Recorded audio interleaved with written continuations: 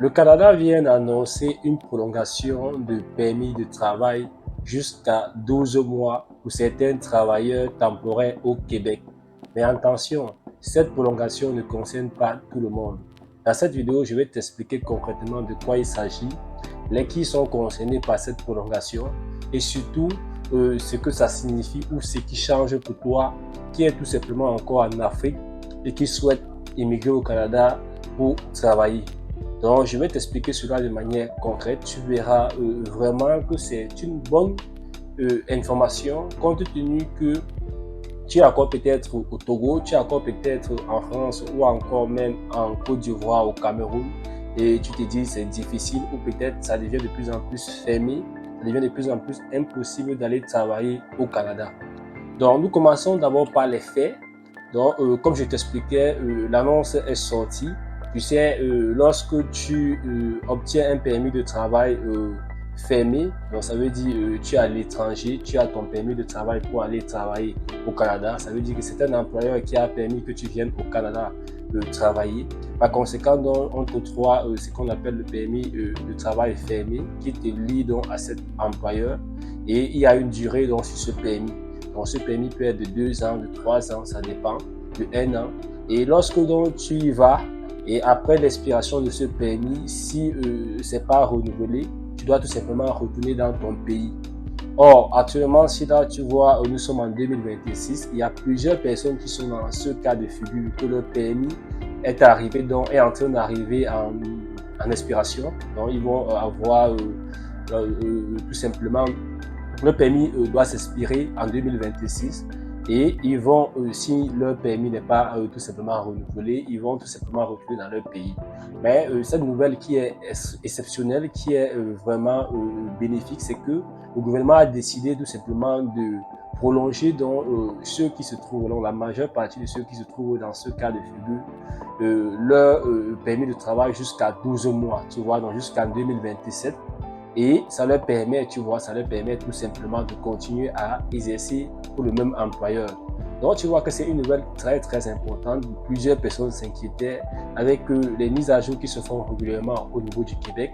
Donc, c'est vraiment, je peux dire, une bouche d'oxygène pour ceux-là. Et c'est aussi une bonne nouvelle pour toi qui est encore à l'étranger. Donc, le plus souvent, on dit non, il faut peut-être insister sur la résidence permanente parce que c'est la seule... c'est le seul moyen qui te permet vraiment de garantir une stabilité au Canada.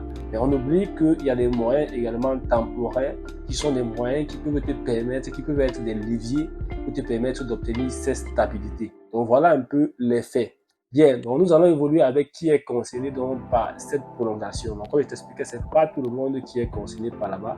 Il ne suffit pas simplement que tu aies un contrat de travail ou encore, je veux dire, un permis de travail qui s'expire en 2026, ce n'est pas suffisant. Ça, c'était, je peux dire, c'est l'une des conditions. Il y a plusieurs conditions. Donc, la première condition, il faudrait déjà être au Québec.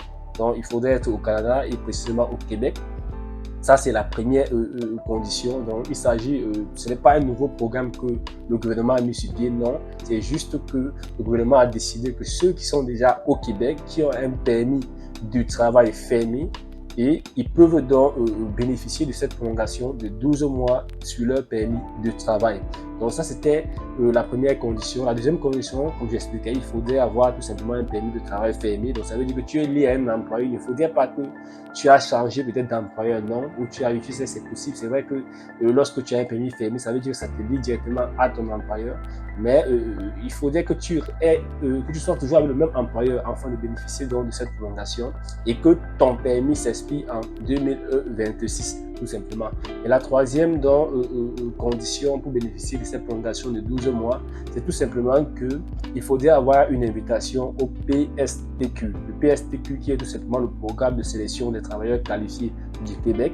Donc tu comprends que tu comprends clairement que le permis de travail fermé, bien que tu es face à certains challenges, c'est vraiment un levier puissant parce que ça te permet de directement virer vers une résidence permanente compte tenu que tu acquiers de l'expérience au Canada et cette expérience te permet d'obtenir un certain nombre de points pour te permettre de vite être tout simplement tiré dans des bassins d'immigration au Canada.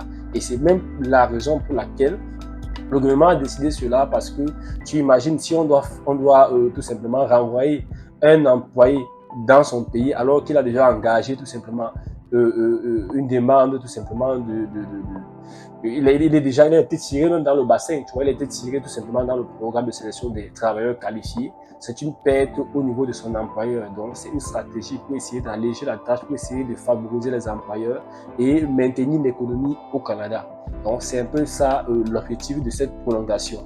Donc, si peut-être tu es au Canada et que malheureusement, tu n'as pas reçu une invitation du PSTQ, malheureusement, tu ne pourras pas bénéficier de cette prolongation de 12 mois. Donc, c'est pourquoi on dit qu'il est bon lorsque vous engagez une procédure tout simplement d'immigration temporaire, donc avec un permis de travail fermé, par exemple, ou même si c'est ouvert, donc un permis, donc tu es là, tout simplement, tu obtiens un permis temporaire. Il faut rapidement, dès que tu es là, te renseigner au maximum sur les stratégies qui te permettent de dévier rapidement vers une résidence permanente. Mais beaucoup attendent à la dernière minute et lorsqu'ils sont à la dernière minute, ça devient compliqué. Donc, si tu n'as pas encore eu une invitation du PSTQ, tu vois que malheureusement, tu ne pourras pas bénéficier de cela. Mais si tu as la chance d'obtenir donc cette invitation avant que ton permis ne s'expire, tu vois que tu pourras tout simplement bénéficier de ces 12 mois. Ok, nous évoluons donc. Pourquoi cette information est importante pour toi qui es encore à l'étranger, pour toi qui souhaites aller travailler au Canada et que tu te dis c'est difficile, il est mieux pour toi peut-être de continuer à viser la résidence permanente directement parce qu'on me dit non, c'est la seule solution fiable. Non, tu vois, avec ceci, ça te montre clairement que le Canada veut retenir tout simplement certains travailleurs qui sont déjà intégrés au marché du travail canadien. Tu comprends? Donc, lorsque tu obtiens un permis de travail, même si c'est fermé ou ouvert, tu es déjà au Canada, ça veut dire que tu acquiers tout simplement une compétence, tu acquiers de l'expérience, tu intègres le marché du travail au Canada et par conséquent, tu vois que c'est déjà tout simplement une plus-value.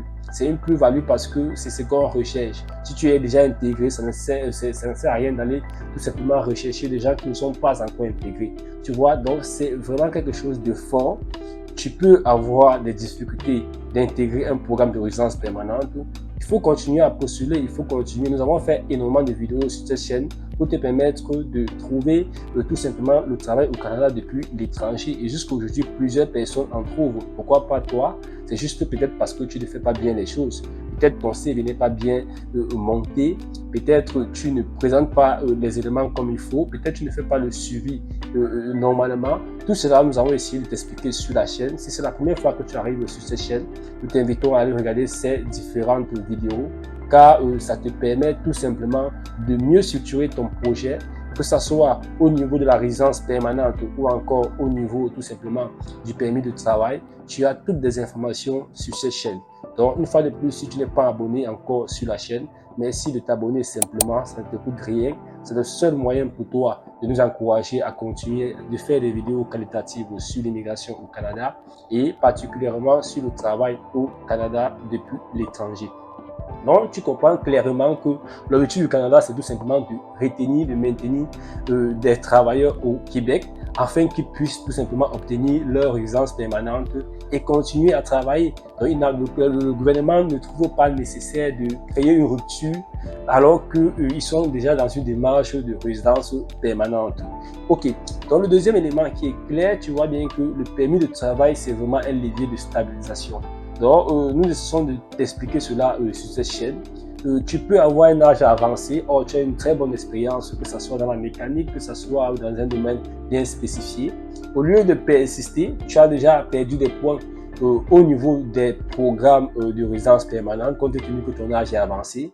Au lieu de peiner à insister dessus, tu peux tout simplement te battre, trouver une stratégie pour obtenir un contrat de travail au niveau du Canada.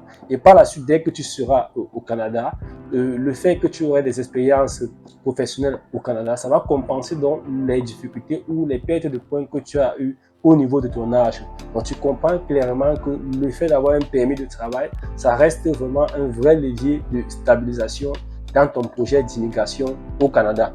Ok, si nous voulons encore préciser, tu comprends clairement que obtenir un emploi légal et entrer dans le système reste la première étape décisive.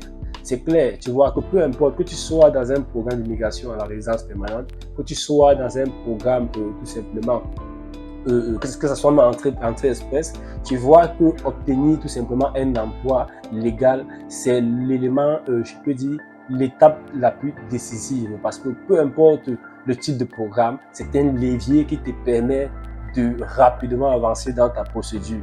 Donc, peu importe ce que tu souhaites faire, que ce soit la résidence permanente, je te conseille de ne pas négliger vraiment l'option de rechercher un travail depuis ton pays pour le Canada. Et il y a énormément de sites, énormément d'outils qui te permettent cela.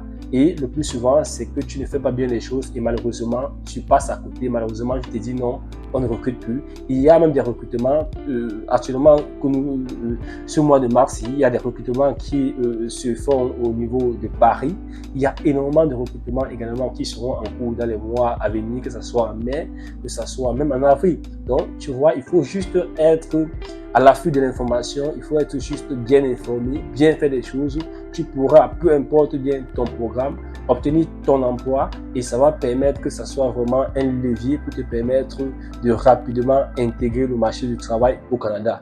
Donc voilà te présenter l'élément clé que je souhaitais te partager dans cette vidéo. J'espère qu'elle t'a plu. Si vraiment tu as trouvé de la valeur sur cette vidéo, n'hésite pas de la partager, de la liker.